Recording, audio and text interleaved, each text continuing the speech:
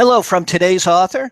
My name is David Ewen, and today I have Cecilia Velastegui, who is the author of the book, Lucia Zarate, The Odyssey of the Smallest Woman in the World. Welcome to the program. Thank you so much. It's good to have you, and we were speaking a little bit before we went on air, and we'll share it with our audience. What was it that connected you to write this story about Lucia Zarate? And she was the world's smallest woman who became a celebrity at the 1876 Philadelphia Centennial International Exhibition. Tell us a little bit about your background and how you got involved. Well, for the last few novels that I've written, they've all been psychological thrillers with historical intrigue. And I'm a trained psychologist, so that's always been my interest. However, the seed of this particular novel occurred to me when I was traveling in France, and I saw a painting. It was just a relaxed tour that I was going through a castle, and I had lived in my youth in France. And I saw a painting, and I thought it was of a cat dressed very whimsically in a dress. It turned out to be of a young girl, about a preteen girl, who had, extreme hair all over her face and her hands. So and it was a historical painting based on a real girl that lived in the 16th century. So when I came back to California, which is my home base, I researched that specific little girl. Her name was Antonieta Gonzalez, and many books had been written about her, and that just triggered for me to read about other young women who had some kind of a human variation about their appearance, and that led me to Lucia, the smallest woman in the world. Now, you were telling me early on, before we went on air, that this was more of a, if I could be so bold to use the word, it was a forced situation. Is that correct? Yes, she was a young girl from Mexico in a village outside of Veracruz, which is a port not far from New Orleans in the Gulf of Mexico. And it's very difficult. It was very difficult for me. And I've done a lot of historical research and archives and so forth to really get at the true facts about her life. But she was forced into this particular type of work, as the terminology from that era was as a sideshow freak. And she toured for 14 years, starting at the age of 12 until the age of 26. So it was, to me, having lived in other countries and having arrived in the United States roughly at the same age as she did, I couldn't even fathom traveling all over the world like she did, not knowing the language, and with her very serious limitations of her height. It's just amazing to realize that she was only 20 inches tall and weighed less than 5 pounds. So it was mind-boggling, and therefore that once an idea like that is presented to me through serendipity or the world or whatever, I have to pursue it. And it took me years to discover that it was going to be very difficult to verify so many things, and therefore it's a historical fiction, because I had to really embellish some areas to really let the world know about her. Now, that must have been very hard to research, because there was no Google back in the day. As I mentioned, we're talking about the time period where she became a celebrity in 1876 at the Philadelphia Centennial International Exhibition. So there was a lot of archives and newspaper reports and other things. Well, explain a little bit about the gravity, if you will, of the research that was involved with this. Well, if you start with just a Google search, you do find a lot of things about her. There are quite a few photographs of her from that era, again, daguerreotypes and others it's really difficult to see her facial characteristics, but you can tell that she had a lot of personality. There was a gleam in her eyes, but the actual facts were very wishy-washy, and they really were not, they were inaccurate.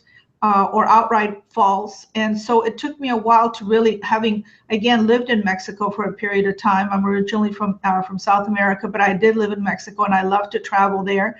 And also just my familiarity with baptismal records and so forth. So looking at that, it was very very challenging. And finally, I had to focus on the 528 articles that were written about her throughout the United States and in England, and then from there really to compile a better picture of what her life was like while she toured.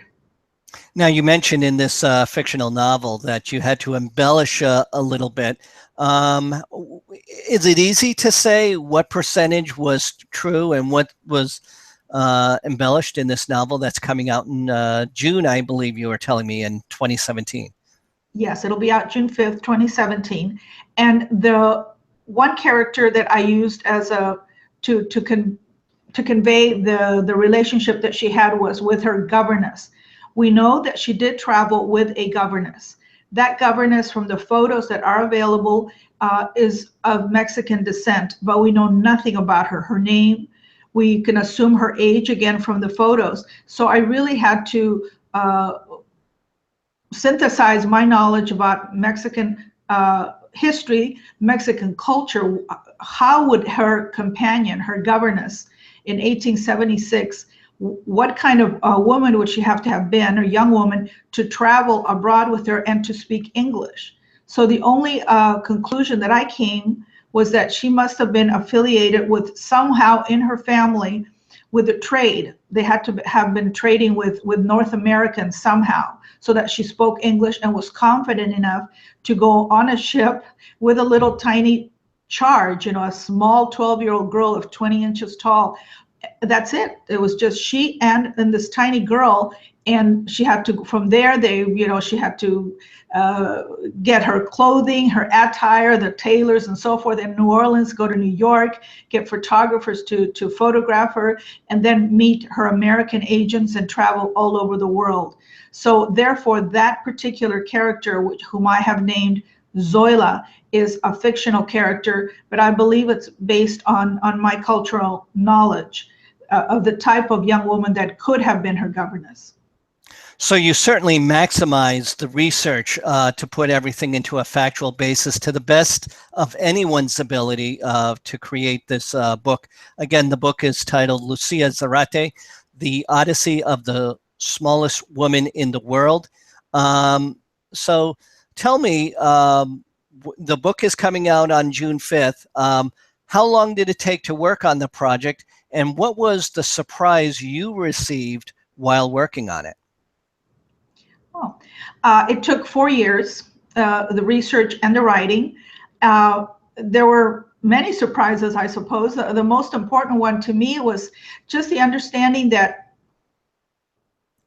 whether it was in 1876 or today, there's just a lot of young women and young people all over the world that are being exploited. So it wasn't like a surprise, a happy surprise. It was more like a sad realization that human trafficking continues in many, many forms. And that was the beginning of the first novel that I wrote, Gathering the Indigo Maidens, in 2011. Again, dealing with this notion of human trafficking today in Southern California, of young women of Latin American extraction for sexual exploitation. In Lucia's case, it was for, again, to exploit her diminutive dimensions, and the records show that she earned $25,000 during her 12 to 14 years, but she only received maybe 4,000. Her agents kept the balance, and out of those 4,000, her father took all of it and bought some land for himself, and really never saw her again. So that was true exploitation. You were talking about human trafficking, and you've written other books on human trafficking. How much are you involved in writing and building awareness of human trafficking? You were talking about Southern California a moment ago. We're talking about the world's smallest woman, Lucia Zarate. Do you have a concern, obviously justified, of course, but are you very much involved in building the awareness? That's my question. In what way are you building awareness for human trafficking? I set out to write a novel, and it kind of evolves. So my mind is on it a lot. That's all I can say. I don't set out to write, let me write another novel with a theme of human trafficking. I don't do that at all. And I always outline my novels in such a way that I know what the themes are and so forth. But inevitably that comes through. So it must be something that I really, I have a true understanding of, perhaps, and I'm always amazed at how through the centuries it goes on and on. So it appears to some level that it's not the central theme really of other than my first novel. It's not the central theme, and yet people seem to remember those characters who have been trafficked to in some way or another, and so it just comes out. It just is. So as people read the book, and again, the book's coming out June 5th of 2017. Again, it's called Lucia Zarate, The Odyssey of the Smallest Woman in the World by Cecilia Velastegui. What are your assumptions or expectations that the reader will get from this book? Well, I'm hoping to have a wider readership here. I try to really think of a younger woman. I tend to have a good following with women in general. So I'm thinking of a young adult who can see a little bit of herself in the experiences of Lucia, that she wanted to be famous. And so many young women think that they are going to be famous today.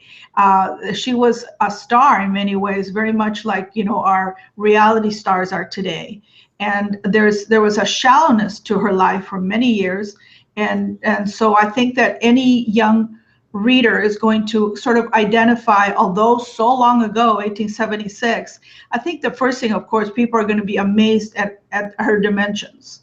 And once they grasp the actual size of that, which is unbelievable, the size of a baby, and yet that she was able to, through the years, through reading the book, how she evolved, how she realized that her charge in life was to really support her brothers and sisters. She had a very large family back in Mexico, and she obviously worked for nothing, really. She lost all the money that she earned, but enough of that went back to her family. So she felt that at least that was her role in life, was to be this tiny protectress of her brothers and sisters. When you finished the book and put the pen down or turned off the computer, what was the unexpected revelation that you received from the work that you had completed in the 4 years it took to write Lucia Zarate, The Odyssey of the Smallest Woman in the World? You know, I felt that this little person gave me a lot of new knowledge, you know, that I could branch out. There were so many things that I researched about her, and she led me to other women in history. I'm not going to really write about them, but I read about their lives. So I felt that through writing about Lucia, she really filled my life with a lot of really good information and just a good understanding about how you can be resilient, you know, how you can really overcome a lot of obstacles. And at the end of the day, how you have to find joy in some of the silliest things that happen in life, everyday little things that happen to her.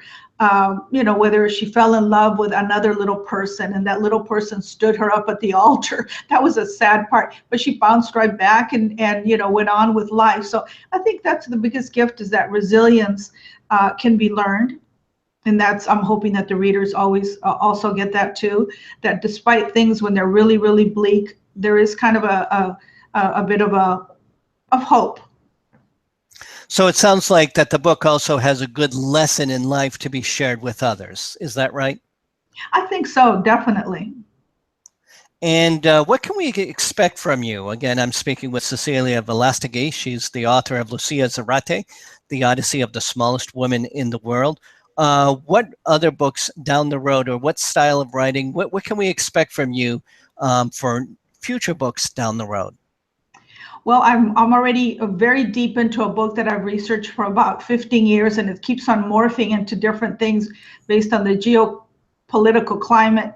One of the things that I always do in my books, I use a character from contemporary times, today, and then take them back in history somehow. And so the next book is going to take place in Venice, Italy, and it has to do with the publishing empire that took place there in the 1500s. And it's going to be a very expensive book for my publisher to publish, because I'm going to do something, and I have to keep it a secret, that hasn't been done in 300 years in publishing. So a tribute, because I'm a huge nerd, I'm a huge bibliophile. So this is something that hasn't been done, and I now know why. It's very expensive to do, but I'm going to tackle it. I'm going to continue with this theme of publishing and what it brought to the world, and how it affected people that worked in this print shop in Italy at the time. Very good, very good. My guest today has been Cecilia Velastegui. She has written the book that's coming out on June 5th. The book is called Lucia Zarate, The Odyssey of the Smallest Woman in the World. And Lucia is known as the world's smallest woman who became a celebrity at the 1876 Philadelphia Centennial International Exhibition. Cecilia, thank you for joining me. Thank you. This is today's author. My name is David Ewen. Thank you for joining me.